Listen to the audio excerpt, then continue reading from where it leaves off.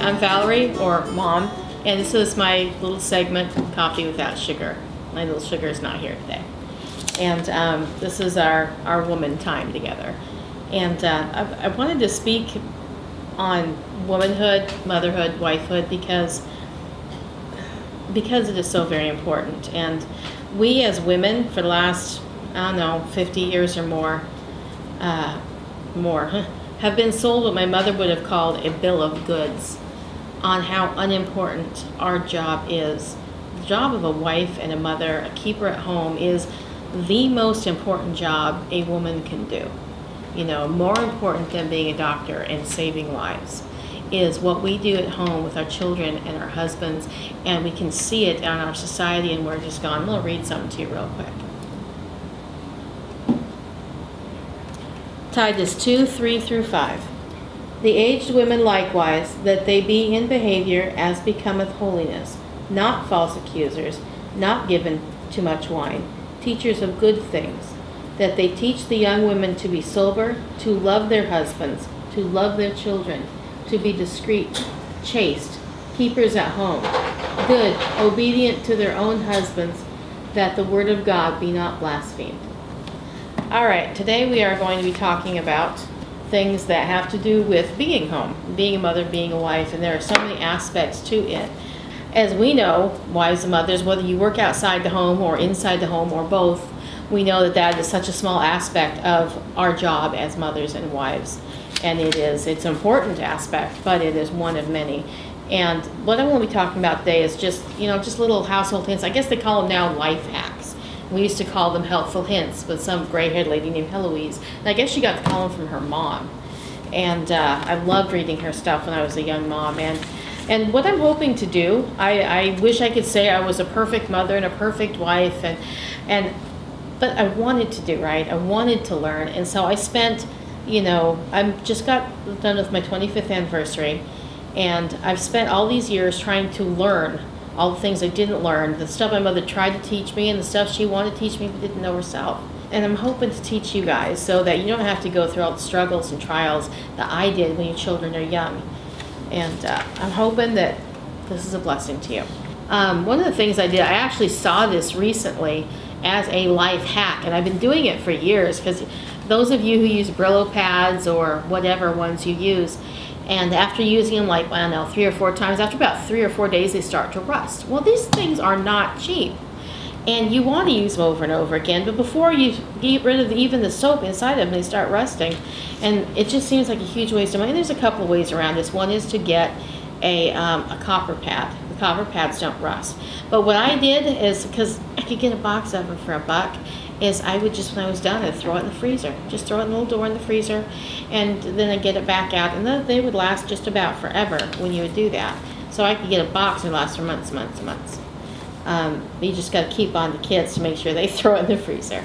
But then some of the also want to share, I used to make cleaning products at home, and I used to look at all this. Before essential oils were a big thing, and a lot of people do a lot without, but I used bleach, ammonia, I never use them together, baking soda, vinegar, and oil. But I'll explain these real quick. The first cleaning product I want to talk about is bleach, and we used, bleach is good. It's a bleaching agent and a disinfectant, but it doesn't actually clean.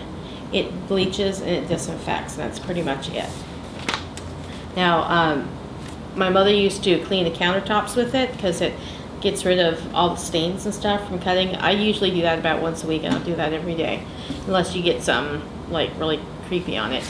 But it also disinfects, and that's good for your kitchen counters and stuff like that, other things aside from just laundry. But if you want to scrub, with the bathtub, and you got the the bathtub ring, you'll want to the bathtub ring, toilet ring. It's not really good on the sink, though, I've found. But anyway, you just kind of make a paste of the bleach and the baking soda, and you scrub with that, and it works wonders, better than any soft scrub and cheaper than you can buy. And another, let's see. Kitchen scrubber. The reason you don't want to use it on the bathroom sink is because it's so hard to get off the baking soda, to get off of the top. Now the inside is fine, but when you're talking about the top, then you got to rinse it and rinse it and rinse it just to get all of that, the grittiness off. So I don't like using it on top of the sink, but that works really well with that. Ammonia is not only good for, you can do it, you can put it as a substitute for bleach in your laundry for whitening, but it makes a great window cleaner. They will put ammonia in like Windex and other window cleaners, but just a little ammonia in the water, spray that on windows, it'll work. In fact, when I was a hotel maid, they taught me you could use just water to clean your windows. And they would when they would get done cleaning, the lady that trained me, she said, if you see those little spots on the mirror there, she said, watch this. And she took her hand in the water and she flicked it up on there, and then she took a paper towel and just, rubbed it in a circle and took everything off. Water is an effective window cleaner if you have nothing else. And glass, mirrors. Let's see. AP cleaner. I don't know what that means. All-purpose. Okay, or it's all-purpose cleaner also. Ammonia and water also is a good all-purpose cleaner, as well as a window cleaner. Another thing that I used to use is vinegar, and like I said earlier, you never want to mix ammonia and bleach. It does make a mustard gas. You don't want to mess with that, which is another reason you want to be careful using bleach on your toilets. Make sure that there's no not a lot of urine present, because of the ammonia in it. It will cause a gas. So be careful with that. Never use it, like a urinal. Don't ever leave it in a urinal, because that will cause a lot of trouble. Vinegar, you put it half and half in a water bottle, and you can use it for glass. You can use it for an all-purpose cleaner, because vinegar does have antibacterial properties. It does clean and disinfect.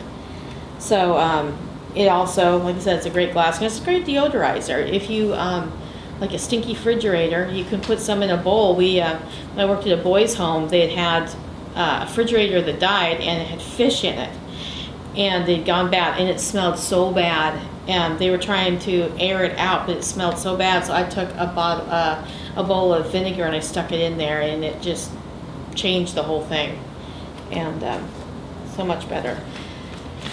Let's see, we got dish soap. So a lot of people in these things will use Dawn dish soap. Pretty much any dish soap works. Dawn is nice because of the degreasing qualities, but you have what you use what you have. That's one of the things about saving money.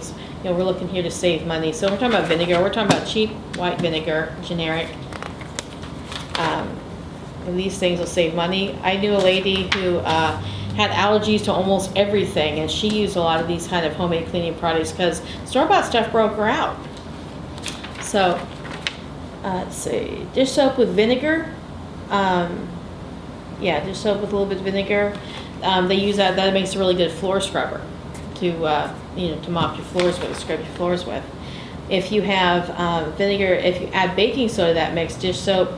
Vinegar and baking soda, a little bit of dish soap. You can use that to scrub, to scrub your toilet, or baking soda, to scrub your toilet, your tub, any of that stuff, because adding that dish soap to the vinegar and baking soda will give it that little bit of degreaser, even if it's just regular dish soap. In fact, if you don't have Dawn dish soap, I would suggest using shampoo, because shampoo is made to break up body oil. So that will get the ring on your bathtub really well. But the three of them mixed together, you take the vinegar and baking soda and wait for it to stop bubbling. Put some dish soap in there, get it all mixed together, and after that's done doing its thing, put the lid on it, and it makes a wonderful stain remover for your clothes. Spray it on there. I put it in my spray and wash bottle. Problem is, you usually have to shake it up and sometimes get the caking out so it'll spray again, but it makes a really good, really cheap stain remover. Okay, we're going to talk about baking soda real quick. Baking soda is a wonderful deodorizer. It takes in not only the humidity around it, but the smell and flavor of things around it. So it's really good to put in the refrigerator and the freezer to pull in all of those nasty things, where you got eggs that taste like onions because they're sitting next to the onions. It will absorb all of that stuff. And that's one of the reasons why it's so important to keep it in a sealed container in your cabinet, because it will take in the moisture from your cabinet and the food and stuff around it. So you want to keep it sealed. Otherwise, when you go to bake with it, not only is the product's not going to rise properly, but they're going to have the flavor and odor of whatever was around it. So obviously, when you take this stuff out of your fridge or freezer, you are not going to be able to use it for baking. But you can still scrub with it, and you can put it down your... No, actually, it doesn't do that well to put down your sink. I would scrub with it. I usually put it in a Ziploc bag and use it for scrubbing. But you also want to use, if you're going to put it down your sink for deodorizer, you want to use a fresh one for that too. But fridge, freezer. Oh, another thing, you can put it downside from your drain, which freshens your drain, or the garbage disposal, usually even worse, is to put it on your carpet. Now you can mix this with some kind of scented oil if you would like, but if you just sprinkle it on your carpet and vacuum it up, it's going to really help. It will absorb moisture and crud and odors from your carpet. Mix it with water, like make a paste out of it, and it becomes a really powerful scrubbing agent for cleaning. Get yourself an old toothbrush. Make sure you mark the toothbrush. There's going to be all kinds of problems. Keep it under the sink. Cut the end off it if you have to. Somebody uses it. But it'll remove so many things. And it also makes a really good toothpaste, obviously. Different toothbrush. But it makes a really good toothpaste to remove the plaque and the stains from your teeth as well. And one more thing I wanted to talk about was like oils. Like I make my own furniture polish out of olive oil or cooking oil, and some people use lemon essential oil. I found if you have, if you don't buy organic lemons, you really can't use the lemon zest for food, but you can use it as a cleaning product. You can zest that thing or peel it, and you can just throw it in the blender with your oil, and it will release the lemon oil from the peels into it, and then you can just drain that and use that on your wood products, especially your wood products that aren't sealed. They're wonderful for that. It makes a nice smell to it. And when you have like watermarks, one of your kids or your husband or your friends lay down a cup and you get watermarks on your table, you can take a walnut, black walnut or regular walnut, and you just rub that thing into there. Another way you can do it is with heat. If you take like a napkin or a towel and just put your clothing iron on there and heat that will usually take care of the problem too. It absorbs the water out of it. If that's the right word, it takes the water out of it. But it's also good for scratch marks. Using the walnuts are really great for scratch marks. And I think that's about all I have to share with you guys today. So, like I said, keep up the good fight. Our families are worth it. Our children are worth it. Our God is worth it. And what you're doing is far more important than you'll ever understand. God be with you. Bye-bye.